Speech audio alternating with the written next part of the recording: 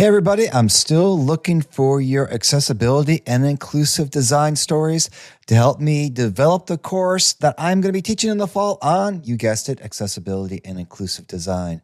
So if you have some experience, some stories, some personal reflections, some ideas about accessibility and inclusive design in the field of experience design, make sure you share them with me, Gary David. You can share your thoughts at feedback@experiencexdesign.com or shoot me a message directly on LinkedIn. Any help would be greatly appreciated as I hope to train the next generation of designers in the importance of accessibility and inclusive design in experience design. So help me out with your stories, your experiences, your perspectives, and anything else you can provide. Anything would be greatly appreciated. Thanks, and on with the show. 1, 2, 3.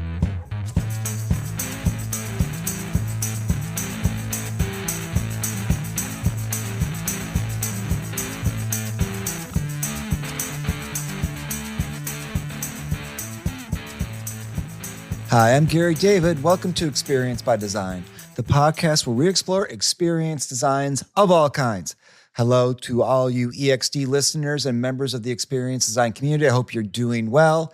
And if you're a regular listener of Experience by Design, which I'm sure you are, you'll know that I have been doing quite a bit of travel of late. I've been to London, Florence, Italy, even Lake Placid, New York. To be honest, I really don't like traveling. I mean, I like being places, but I don't love the process of getting there. I get a lot of pre-travel anxiety, thinking about all the things I have to do, all the things that could go wrong, and just generally getting in my head in a very unhealthy kind of way. I don't think I'm alone in feeling this way either. I think a lot of us feel that travel can be exceedingly taxing. So being there should be as enjoyable as possible, or some might say a kind of rewarding tourism experience. Turns out hospitality is a big part of experience design. In fact, while a lot of attention is given to things like customer experience, user experience, patient experience, and employee experience, travel and tourism is a major area of work for designers of experiences. Admittedly, this area of work is not something I've done much work in, but it is something I have experienced quite a bit as a person who has traveled. It used to be the case that you learned about a travel location through the pamphlets that were provided on racks by a hotel door or a Denny's or an IHOP or some kind of tourist trap. You know, I'm talking about those not very well done pamphlets that were on some kind of not very attractive rack that you kind of passed by, you grabbed a bunch of and then leafed through.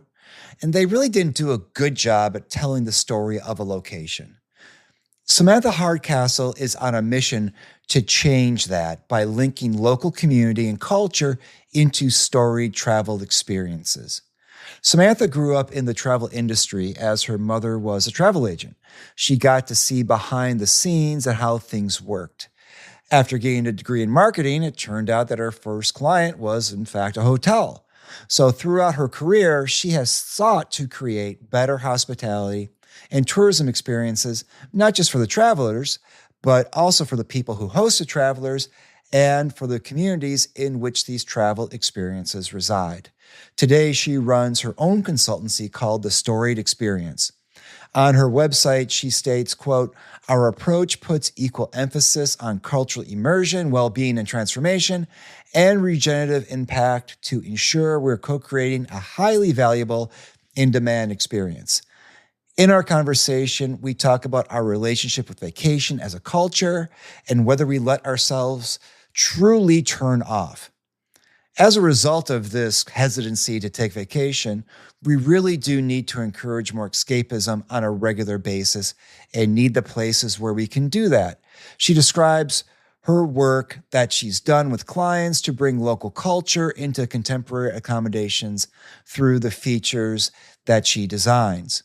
Part of this includes co-creating micro-experiences that engage curiosity and imagination in a way that also promotes reflection. Finally, in our conversation, she describes how she found her way into experience design and the way in which she pulls from many different areas to do her work. Part of this includes books on world building, story development, and ethnography, which, of course, I appreciated.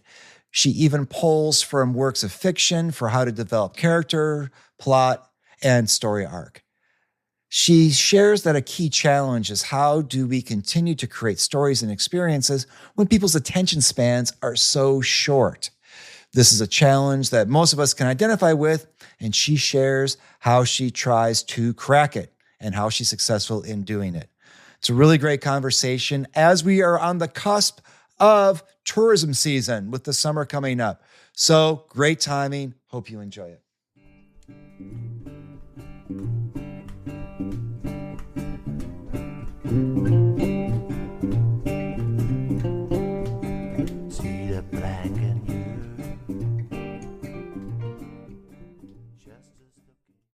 I had the good fortune recently to travel to some very small towns in New England. And one of them was just outside of Craftsbury, Vermont. And there was nothing going on in this town. But then I found the Cabot Cheese store. And it was a store just full of cheese. Yes. And I thought, this is amazing. Why didn't I know about this? I was staying at an Airbnb, and there was really not much in this town that I was staying in except for that. And that made it all worthwhile to go to a place just about cheese, artisan cheeses, jams. I didn't know jams go with cheese. It was a whole experience. And I'm thinking, why no one knows about this? Why does no one know about this amazing Cabot cheese experience in the middle of nowhere, Vermont? And how do we get the word out? I mean, cheese is just one of those things that like you put it in an experience and everyone's like, all right, I'm in. Right. And I was just like, and then I was recently in Waterville, Maine for a cross-country skiing event. Sure, Colby College is there, but it was another one where I'm staying at a hotel, and the only thing at the hotel about the local history, the local flavor, the local whatever, are those kiosks with the flyers that are at the door where you walk in that I don't know if anybody looks at those and uses those. I hate those. Why do you hate those? Because they were created as like a last stitch effort to get business, and they're not created with intention. So it's not done in a way that is actually appealing. And I mean, there are times, like I remember when I was in Greece one time, they had one of those and I was just overwhelmed with options and none of them were shouting out to me. And so I feel like it's really not a very good way to discover something. I mean, I think the way people discover experiences these days that makes the most impact is through word of mouth. Like you're sitting at the bar at a hotel and the guest next to you, you start talking to them about what they saw that day, and they start telling you about the cool things that you didn't know about, and you're like, wait, how did I not know about this? And thankfully you left a little room in your itinerary to squeeze in a few out of the blue experiences, and next thing you know, you're getting to experience something that you didn't know about thanks to these people who are also in a very similar boat as you. They're just looking to explore and get a true sense of the destination. I've actually done that. So up in Lake Placid, New York, and you're in the, lower Catskills of New York. I've been in Lake Placid. I go there a lot, and I've talked to people who are traveling with kids. I'm like, oh, you need to go to the Wild Center. They're like, what's that? I'm like, in Tupper Lake, there's this great interpretive museum about the Adirondacks' natural history and environment. And it's just amazing, this place. And they're like, I had no idea. I'm like, well, how? It's not a small little shop. It's a big museum. I'm like, how do they have no idea? How is that even possible? That is weird. I mean, there are so many different levels of tourism. Like you get people who are like me who know every single thing about a destination before they go. Because I don't want to get there and then miss something and feel like I blew my chance. Because, if I'm going halfway across the world, I'm probably not going to be back there anytime soon. And then you've got people who don't have time to plan. Like, I mean, I look at people with kids, especially, and if they're not using a travel agent and they're just winging it, like they're kind of going in blind. There's a lot of people who travel like that. And I also think that the reason they travel like that is maybe they're just not really interested in doing a lot of things. Maybe they're just there to relax. Maybe they're just they just want to bond with their family and they don't really care about the local destination. those people don't make great customers, of course, but I think there's really this wide range of tourism and how people approach it as travelers. I think you get people in both sides of that coin. You just made me remember something growing up that when my family would go on vacation someplace, the first place you would go to before you went on vacation was AAA. You would go to Mhm. AAA and you would get a triptych. And I remember distinctly the thrill of the person putting together this triptych, this pamphlet that flips that has a map of how you're going to drive there with the highlighter showing, okay, now you're going to go on this route. And then along with the highlighter showing you where you travel to, telling you Mhm. about things that were there. And so Wow. we had this built in kind of process of identifying local attractions in different places because you needed directions on how to get there. And as a AAA member, the triptych was just where my parents always went. And now, with the decline of travel agencies or even going to AAA, I don't know if they still even do triptychs, how that then results in people not necessarily knowing about the different environments and opportunities in the locations to where they're traveling. Yeah. What I see is there's oftentimes like there's a handful, maybe five key attractions that everyone knows about. Like everyone is going there. Um, and that's like part of the cultural zeitgeist of that destination. And then of course there's all the little things underneath it. Like I remember when I think I went to the Cape, and it's not really a destination that has a ton going on. Like, you go to the beach, Right. you get, you might have a picnic, you go to check out the lighthouses. But we were there for, I think, almost a week, and I started getting bored, and I was like, Right. what the heck are we gonna do? And I remember finding this, like, I think it was like a glass museum in Sandwich, and it felt so off the beaten path, like not something that you would ever really find on like the top attractions Right. for that destination. But for me, it was like incredibly fun because it was kind of kitschy and nostalgic and different. And that actually sticks out in my mind as the one thing when I look back on that trip 3, 4 years ago. That's the one that stands out in my mind most. Like I can't even remember what else we did. Right. But that one was a beacon because it was so quirky and different. And I think quirky, different things often they can either become huge magnets for tourists and visitors, or they can also just like be a bit too out there for them to become part of that like synonymous with the destination. Right. And I think there's like that fine line to walk. Like how do we integrate ourselves with the destination in a way that's synonymous, but also carve out our own sense of place so that it's not the same thing that people could experience anywhere in the world. Yeah, it's my cheese experience. It's the Cabot cheese experience for me. I'm like, I tell everybody when you go to Craftsberry, you gotta go to the Cabot cheese experience because it was just so great. I got a shirt that says life is cheddar in Vermont. I mean, Because that's exactly like Vermont is known for its cheese. right. And so like you go there expecting to eat a lot of cheese and experience cheese in Yeah. very sensory ways and fun ways. So it would make sense that that was a core part of your experience. It's also very surprising that no one really talks about it. So it's like, Right. what, like, see, and this is the thing, like when people walk away from an experience, like if they don't have something remarkable to share, it doesn't have that story impact. Like it it's kind of like a non-starter for a conversation. Like you say, oh, we went here, but like, well, that's the end of the story. So if nothing is happening, if there's not like this like aha moment or this like intense emotion or something that like will make a good story, then people don't talk about it. And that's essentially how word of mouth becomes such a huge driver of business. So if you don't have that moment, that like peak moment, which, when you look at a narrative, when you look at a story, every experience should have one of those peak moments that it builds towards.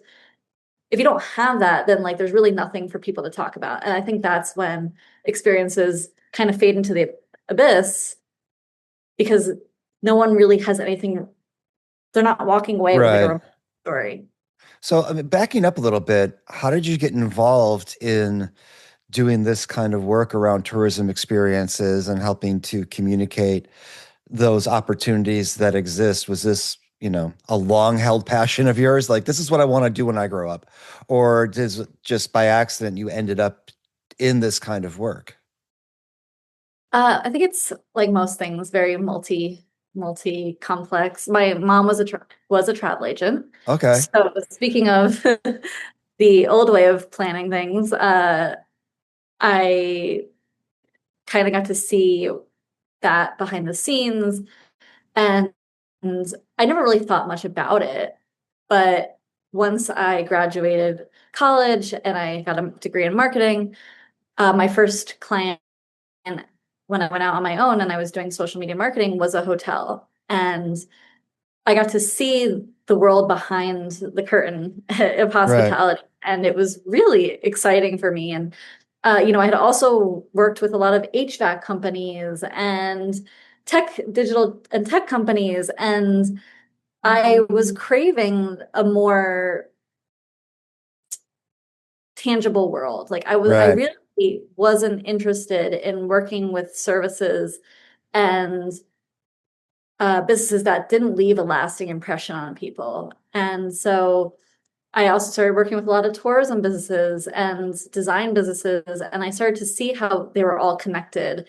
And that common thread through them was that feeling good. Like at the end of the day, like I'm just a constant seeker of feeling good, and I feel like hospitality and tourism delivers on that, or it can deliver on that.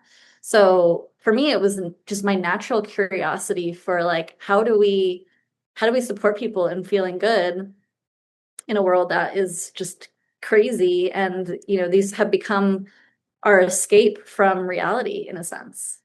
Yeah, I think it's, no offense to HVAC. I mean, especially in the Northeast right now, it's pretty, not the air conditioning part, but definitely the heating part. Yes. Very, very crucial. I mean, the heating experience. I know. We would not be alive if it weren't for the No, HVAC my kids would always companies. complain about why is it so cold? So their version of the heating experience in my house is non-existent. It's that gap. It's the abyss you Yeah. referenced. It's not here. But this idea of hospitality and tourism as an escape, right? And it's, the United States as a culture has such an interesting relationship with vacation because we value it because we have so little of it typically. And it does feel like as a parent that I always working towards vacation. You're working, you're thinking, you're saving, you're planning, and then it's over. And it can be deflating if you don't have that peak positive that you can look back on that felt like it made it worthwhile. Oh my gosh. It's as an avid traveler, the last year has been incredibly hard for me because I wasn't able to travel. I wasn't able to leave. I have a 15-year-old dog who All needs right. constant care. Yeah. So, for me, I got a taste of what it's like to not take a vacation. And I can tell you firsthand, it is probably the worst I've ever felt. And I think what you said about like that lasting impression, these trips, they enrich our lives in so many ways. Like we don't just take away the memories, like we take away the rituals and the habits that the people teach us when we go to these different places, and the value systems that they hold, like they leave an imprint on us. And so when we don't get to travel, when we don't get to experience other ways of life, we're very much stuck in a mundane grind of everyday existence. And when you don't have novelty, when you don't have surprise, when you don't have any of those things that travel and hospitality offers, life flattens, and it can be really depressing. And I think that the key is, people are taking these once a year, like you said. I think the problem is we need to encourage this sort of escapism, if you will, Mm-hmm. monthly, and it doesn't have to be far. Like, the way I hear you talk about travel, you travel very frequently, just hours away in the Yeah. car. And I also took a road trip this summer upstate New York, only 2 hours north of me, and it was a lifesaver. Mm, But even so, like, we shouldn't have to book an overnight room to be able to experience that novelty and that uh, different way of living. Like, we should be able to go to our local restaurant, our local bar, our local art studio, and be able to experience this. And those third places and spaces have disappeared, and they're thankfully kind of making a comeback, right. but not to the extent that we need them, desperately need them. And so I think it's critical for us to reimagine what these third places and spaces and hospitality looks like today, so that we obviously, have more opportunities to connect with the people in our community, but also like to get out of that mundane autopilot sense. Like, to me, I Right. think the kiss of death for anyone's life is being on autopilot. And I say this from experience. I know what it's like. I know what it's like to live every day like it's Groundhog Day, which I think is actually in a few days. um, but it's not, I'm not saying that you can't have a healthy life living the same day in and Right. out, but I'm saying, like, and it's not an enriching life. And I Right. think that's the problem. I just was reading a story just before we started this call of this woman's first travel experience to North Korea. I guess there was, on a very limited basis, a small tour group that was allowed to have tourism in North Korea, and immediately after they stopped tourism in North Korea again. So she just went, and it was funny because one of the things she said in her interview of her was that really nothing was going on. There wasn't a lot of entertainment. There wasn't a lot to go out and do. There wasn't a lot of opportunity to kind of see the sights, but it was still an incredible experience because it was so novel. Because no one gets to travel to North Korea for tourism reasons. And so Yeah. that, despite the fact that there wasn't quote unquote anything to do, the novelty of being there was enough to create that peak memory for her. Novelty, I mean, people think like newness and difference, like it's just kind of a gimmick. But to me, I see it as the way to get your brain off autopilot. And when you finally get off autopilot, that's when you can experience deeper emotion and you can experience connection. And I think that it's easier to create than most people think. It's not about reinventing the wheel. It's not about doing something that's truly never been done before, because I don't even think that's humanly possible. I mean, Right. I don't know that you can necessarily create something that's never been experienced before. There's a great book called Steal Like an Artist, and he talks about how even the artists who have created these new works of art were just uh, kind of building off of what was done in the past. So Right. it's really not about creating something that's completely 100% new. It's about giving people an experience that is new to them. And I think that is the key. Like, if you've lived your life in surrounded by nature 24/7, then the city is going to be incredibly novel to you, because that is just outside of your realm of everyday life. Right. And, before I moved here, I was in like rural farmland, and now I live in the forest. But before I moved here, I booked a trip to Slovenia, which is very alpine, Hmm. gorgeous, green, lush green forest. And it was my first trip that I had after living here for a year, and I booked it before we moved. So it I booked it because I wanted something different. I was in farmland and I wanted the alpine Right. feel. But then I lived there for a year before traveling there, and I was like, well, now it's not novel for me anymore. Gotcha. I mean, I still enjoyed it, trust me. It's a gorgeous country. The It's not just the aesthetics that make something novel, right? It was the people, it was a lot of different things that had to come together to create that novel feel. But I think now, now what I crave after being in the forest for several years is I want to go to the beach, right? Right. So like, I want to go put my feet in the sand. So I think there's this, what the key is contrast. Instead of novelty, I mean, novelty is important, but maybe if we can't create novelty, then maybe contrast is the thing that we should be aiming for. And I think about this constantly because I think contrast is, people often think about that in a negative way, but contrast is actually really healthy for us. Right. One of the things that I love about what you were just talking about is, and I see this a lot in experience design, this impulse to go big or go home, right? We have to create this massive new thing with all the new bells and whistles and technology and whatever it is to be bigger than before, missing the point that it doesn't have to be big to have contrast, to use your terminology, right? And I'm Yeah, curious some of the work that you do with your clients about how to, because they may not have big budgets or no budgets.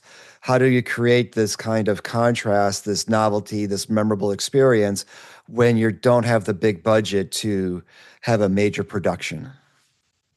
absolutely. Well, I worked with a property in Iceland this summer, and it's a very small property, only a handful of lodges. And the thing that you often get in hospitality is a promise of rest and recovery, and especially like in the luxury approach that like you're targeting adults who maybe have hectic lives with their children, like the slowing down, like right now, like that is the promise that every hospitality destination is trying to deliver. And so that's what you get. You get a lot of very peaceful, serene experiences, and then it becomes monotonous, right? Then you've got like every single hotel, like it doesn't matter which one you pick, you're going to get the same experience because they're all creating from that same place and that same intention. So for this hotel I can't call it a hotel, it's for this lodge in Iceland, the host was very adamant and passionate about their culture and the values that the Iceland people embody. And if you're not familiar with that, it's totally different than what we are used to in America. Like they Mm-hmm. have a totally different value system.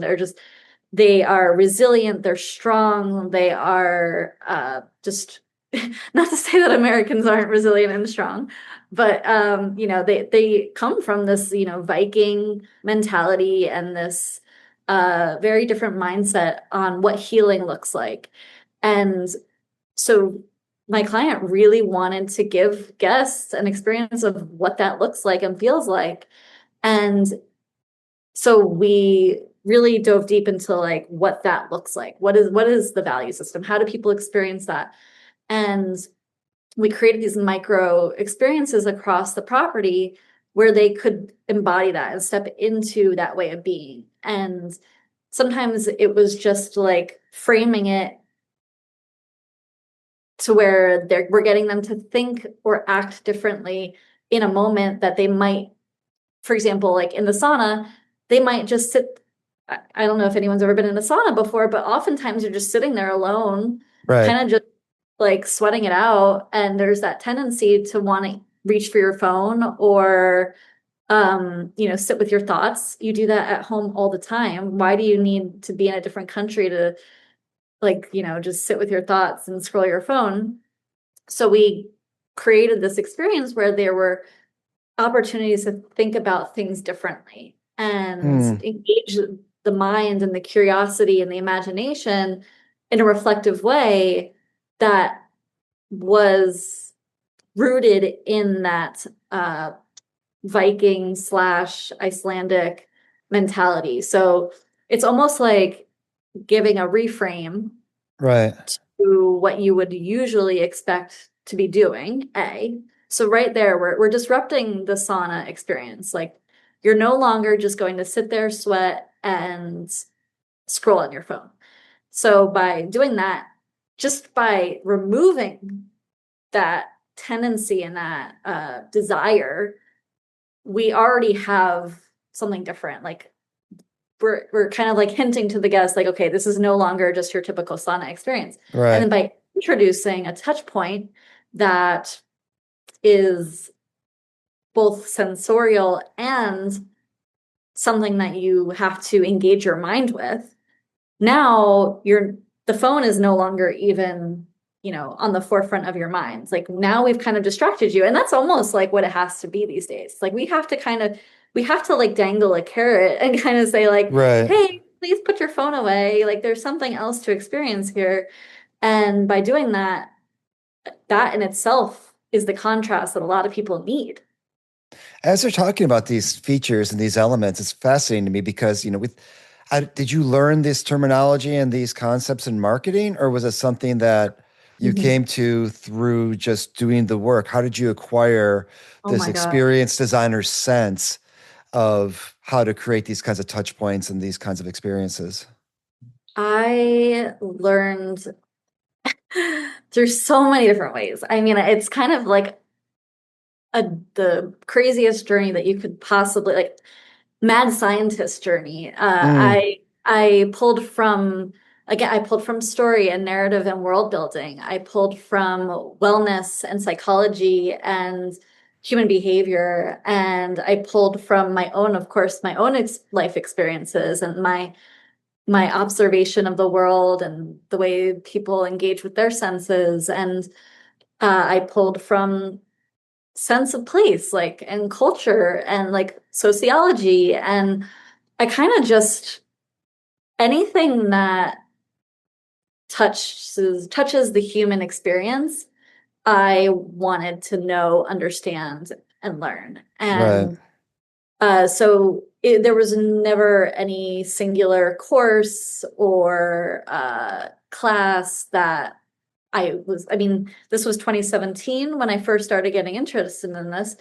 There was no experience design courses. I didn't even know what to Google. The phrase experience design wasn't even on my radar for many years. And then eventually I figured out that's maybe what we should be calling it. And um, I still don't know that I think it's a pretty apt Oh, description, but yeah. yeah, I mean, I just, yeah, it was a very jumbled from one rabbit hole to another, jumping from one space to another.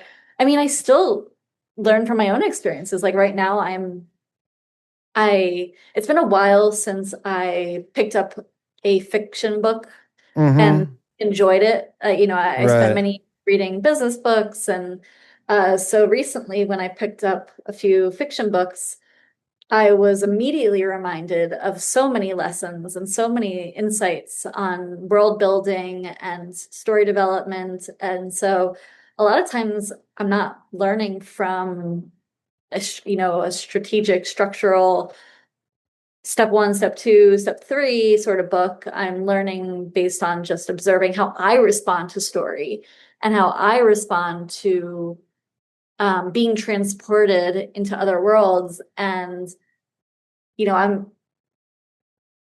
I'm finding that I'm having a hard time even wrapping my mind around just how powerful story can be when it's done well. And I think in my work, I'm only just starting to uh, get to the bottom of it. And I think that the hard thing is getting other people to see the potential and know Mm. that like they can build a world that's different. And I think that's the message that I need to start explaining to people and like advocating for is that we are not stuck with the old way. If you have land, if you have a structure, you don't have to follow the old blueprint for how that structure engages and opens up to the people of the world. Like you can literally do anything. And I think that we get stuck because we're following someone else's blueprint when if you really pay attention to the world and what people really need, there's so many different directions that you can take it. You just made me think of something, and I don't know, maybe I'm out of my mind with this, but I'm going to kind of say it out loud and see what you think about it. But, going back to reading books, right? One of the things about this generation, quote unquote, and people today is they don't read books for pleasure that much any longer. Doesn't mean they don't read. People are reading constantly. They're reading texts, they're reading posts, they're reading Instagrams, they're taking in all kinds of content, but it's fragmentary. It doesn't have an overall connected coherence. And what you're describing in a fictionalized book or any kind of book is that there's a coherence, that there are these elements that tie together to create this overall narrative structure. And moving from an experience design of fragmentation of here's a thing, here's a thing, here's a thing, go look at this, kind of like all the pamphlets at the hotel to create an experience of coherence that it all ties together. Does that make sense? Absolutely. I mean, that's that is, I think, such an important thing because if you have a short, brief, let's call it a 1 minute experience, how much emotion and depth and connection can you squeeze out of that? Right. Not a lot, I don't think. I mean, there are some really good storytellers who can grab you and make you feel something in a minute. But it takes me personally more time to feel connected and emotionally invested in something. And that requires time. Like, right? Right. Like anything. Everything that's good often requires time. When you're cooking, Right. you want a good stew, you need to leave it on the stove for 4 hours. And so I think like there's this richness that comes from this building, right? Like when you look at any sort of storyline, plot line, like you have to build to get to the climax. You can't just jump from the starting point to the climax.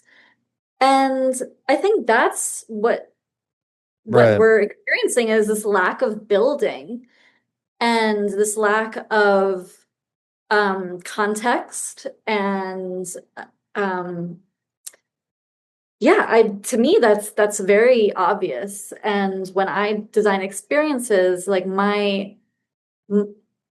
if in a perfect world I was able to create an experience how I want to create an experience, it would have that building upon building and like those layers. And that's what I've been noticing in my book is like, anytime there starts to become a lull or that like things start to feel like they're slowing down, they start to ramp up again.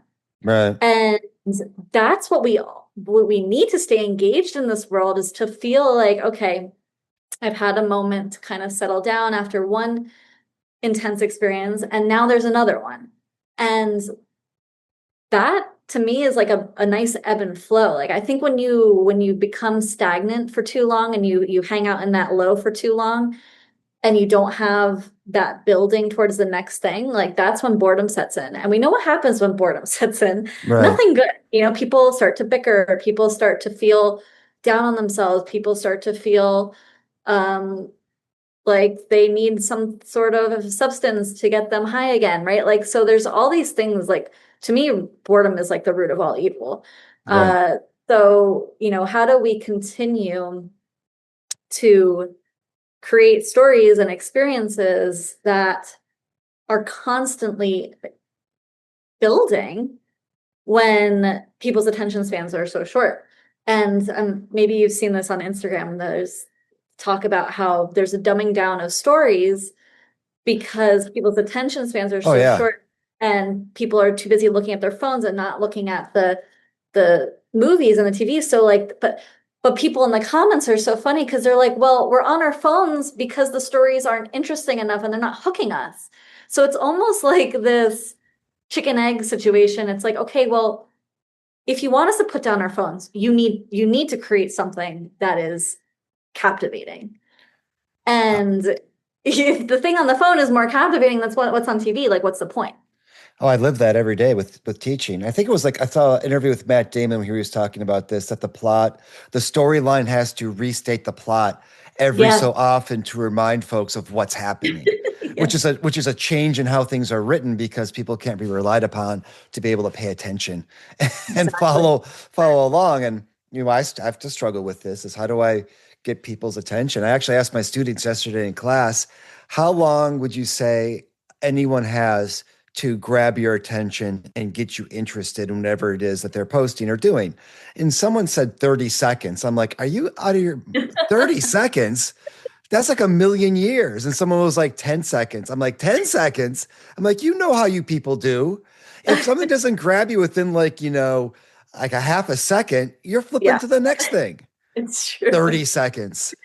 30 seconds is very generous. Oh my God. I'm like, when you're flipping, you aren't sitting there on a screen for 30 seconds making a determination whether you're going to continue to engage or not. It's an instantaneous decision. That's how short your attention spans are. And so it is an interesting question about how to pull people out of that craving of immediacy and Hmm. allow things like a narrative structure to percolate, to have tension, to build, to have layers, to have Yeah. complexity. And then if we take that and then put it into designing these experiences of tourism and travel, then what does it look like? So that people are having a coherence that connects and not just fragmentation that's forgettable.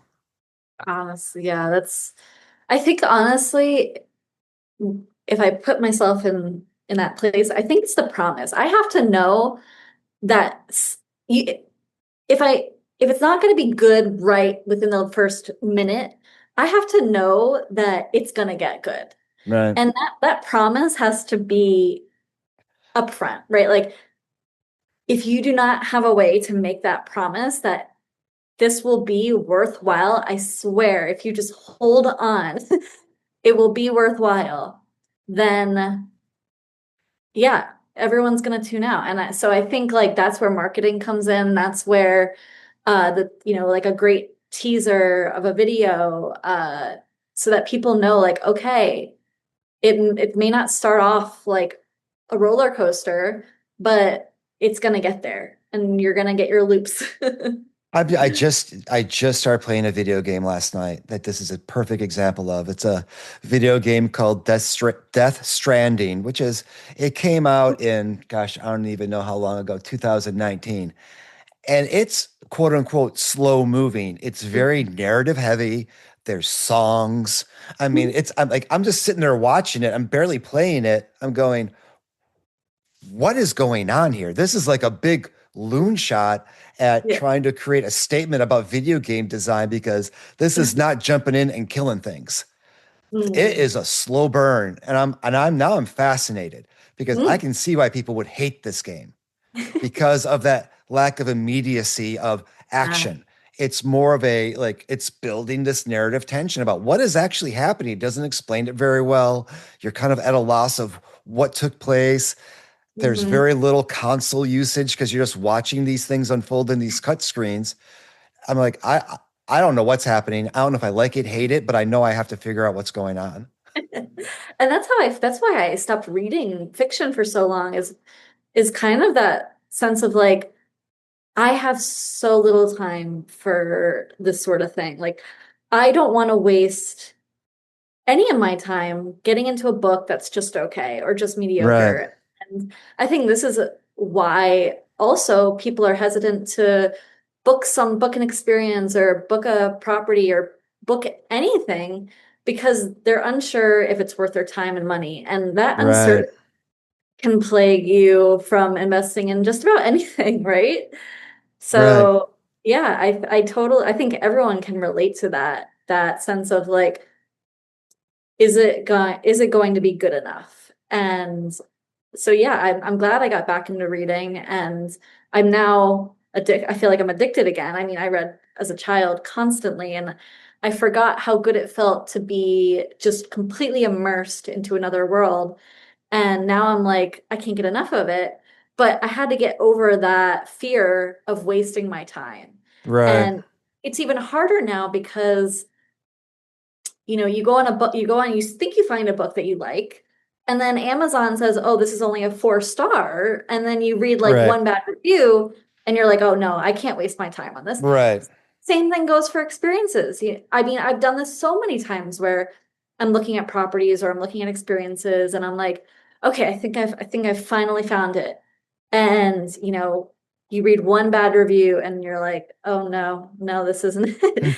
And oh my God, that can waste you can waste months of your time looking at new things, trying to find the perfect thing, and you'll never find it. It doesn't exist. Well, I don't think there's any bad reviews of the cheese store. I can't imagine. And if I someone can't did imagine. review it Oh my badly, I don't want to know them because how do you review cheese badly? I mean, you talked about Iceland and that example. Do you have any other examples of your clients that you'd like to talk about of how you help them construct this connection between local culture, create tourism experiences that have coherence, and help to create these peak memories that leave people with positive impressions of, what they just had? Yeah, I mean, working with a property in Virginia, West Virginia, and for me, it was so fascinating to part of my process. The first step of my process usually is to immerse myself in that destination. I need to understand everything and anything about the people, the history, the culture. What is so special about this place? Why should anyone go here? And when I start to look at all those different things and all the moving parts through all the different aspects of the culture, I start to see potential storylines for the concept. And for this property that's currently being built, it was so much about not just the history and not just what had happened there.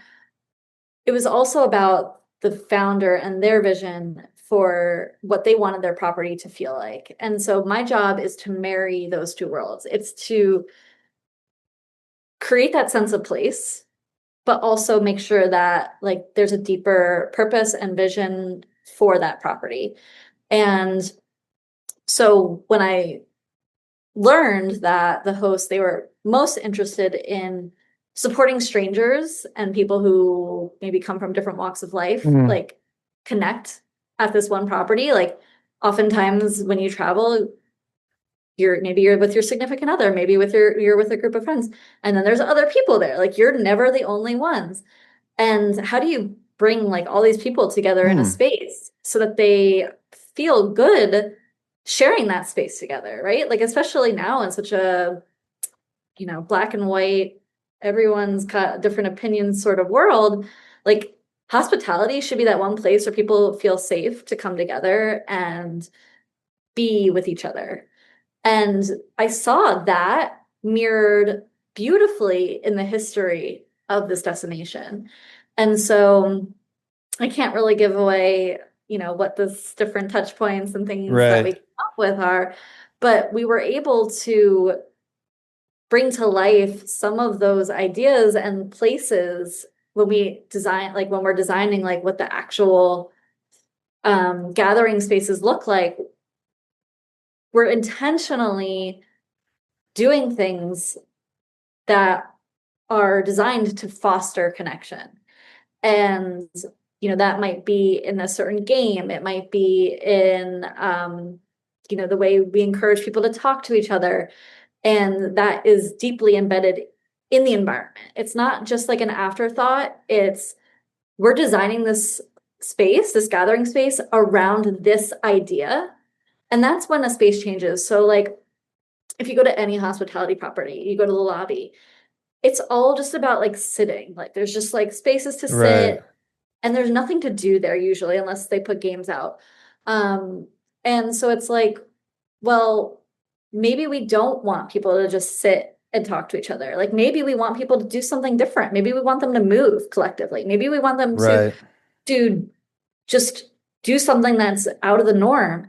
And so we have to, if you want people's actions and behaviors to be different, you have to design the environment to invite those different behaviors. Right. So that's what we did with this conceptually, like that what I helped conceptualize for this with this in collaboration with this property was like how could we use touch points to invite different behaviors that foster connection, because that was the goal. And how do we do it? How do we layer in the narrative and the story so that usually when we're introducing story, it's kind of at the forefront of the experience. Like when the guest arrives, Right. there's something that kind of primes them for understanding like that this isn't just your typical stay, like there's context. And so once you have that like that story primed in their mind, that's when all the other touch points that follow start to feel like, okay, I'm actually part of this narrative, and I'm not Right. just, it's not separate from me. Like, and that I think is really key. Like you should never, but if you're going to bother with stories, like they should feel like they're livable in a Hmm. sense. Yeah, not the static plaque on the wall that you're reading, right? It's so another like Lake Placid thing, which is really fascinating, is that John Brown, the abolitionist, has a farm there, John Brown's farm, Mhm. and there was also there was a thing called Timbuktu, which was an attempt to give former slaves land so that they could be self-sufficient and participate in the broader society. There's a sign on the side of the road that's really small that says historical marker, right? Nowhere else around Lake Placid, nowhere else around anything that you would go to is that story present, unless you go to John Brown's farm, which, by the way, just a sign pointing to it. There's no context for it. No one knows it's there, even though it's this very significant and emotional site, right? Yeah. And I always wonder, I'm like, why? Why is this such an out of the way place and not built into the narrative of the place? Yeah. Honestly, if something isn't actionable, like if you just give information to people and it's presented as like a factual sort of thing, and you don't find a way to draw out that story in Right. a engaging or interactive or actionable way, then you're leaving a lot on the table, I think. And I think that we don't think like that anymore. Like, I don't think we've ever really gotten to that place in experience design. And because I don't experience it, I rarely get to experience it. So I don't think it's being done. And I Right. think that's a huge missed opportunity, because when you tell stories, that, and Paul Zak writes about this in his book Immersion. I'm not sure if you're familiar No, I'm with it, not. but that moment after a story is like the most prime opportunity for action, Right. because you're heightened emotions and you're feeling like inspired, and now to just tell a story and then to walk away is like a big slap in the face for humanity and engagement. Like, we should never just tell a story and walk away. To me, I think that is just like the worst experience design faux pas. It's that's the story is really just the spark for something bigger. Well, art should inspire, right? I mean, ideally, art inspires and has emotional resonance and impact.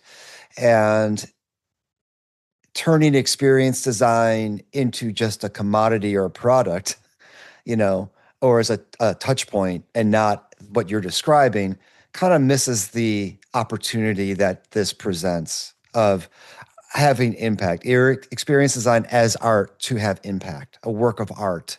Yes.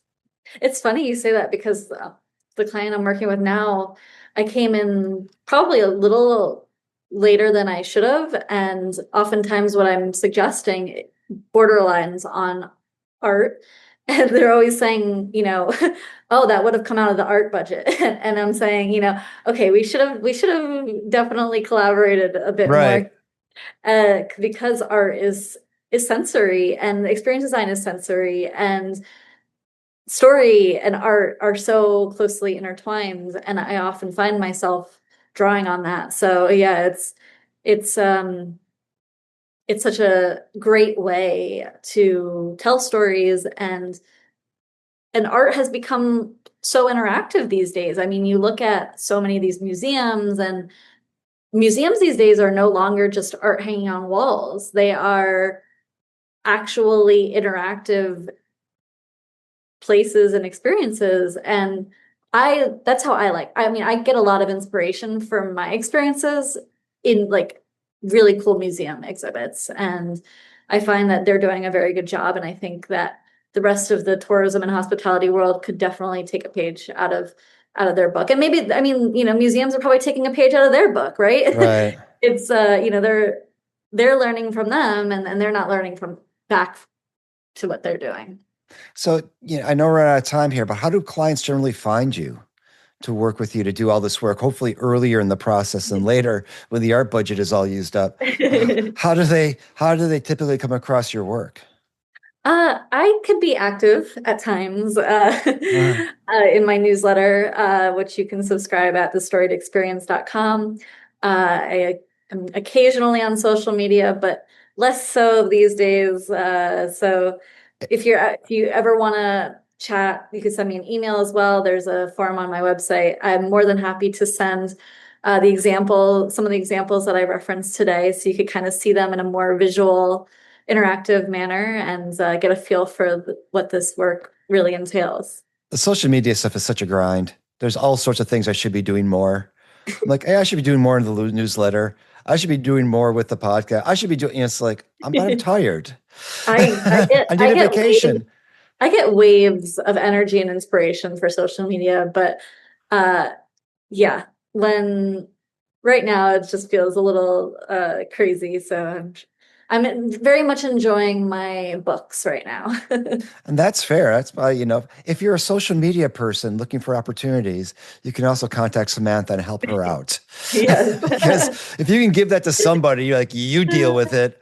But that's what creatives, we want to create the things that we create. I don't necessarily want to, no offense, but use HubSpot or whatever, Hootsuite. I'm just like, yeah, I want someone to create it and put it out in the world and just have everyone see it. Yeah, I know artists who are like, yeah, my webpage sucks. I'm like, well, you're making all these beautiful works of art.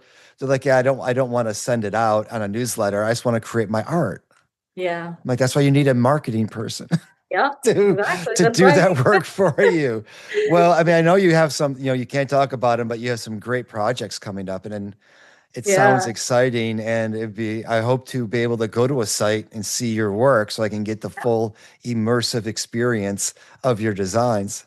Absolutely. Soon, very soon. Well, thanks so much, Samantha, for talking about your work and the Storied experience and how you approach this. You might not know it, but I think, you are an experienced designer, even though you just read a bunch of books on it. I think you're allowed. It's fantastic stuff. Gary.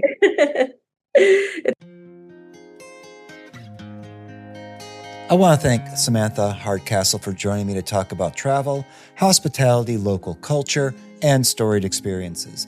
You can find out more about her work and her company, The Storied Experience, in the link in the show notes. As always, you can share your feedback about this episode or any episode at feedback@experienceXdesign.com. You can also be part of the conversation over on the LinkedIn page by joining the Experience by Design page there and be part of that Experience by Design community, which is vibrant, thriving, and very welcoming. I think you'll meet a lot of nice people over there. And if you want to subscribe to the EXD newsletter, head over to the experiencexdesign.com website, provide your email, and I'll make sure to keep you in the loop on all of the EXD news, which there will be plenty shortcoming. And while you're there, you can hop on over to another link and buy me a coffee to help defray the cost of the podcast. It don't cost much to put on the podcast, but it does cost something, and any help you provide is greatly appreciated. And finally, as always, if you are planning a corporate event, a training event, or some other kind of event, and you think I would fit and help you out, by all means, reach out to me, Gary David, at Gary@GaryConnects.com. I actually might be doing a nice workshop on experience research and data strategy. That's always a good one. Everyone needs a little bit of experience research and data strategy, don't you? Probably do. So reach out to me and be part of that conversation and improve your experience design efforts. You can always check out my speaking profile at GaryConnects.com as well. And with that, as always, be safe, be kind, be well, and be here for the next Experience by Design. Bye.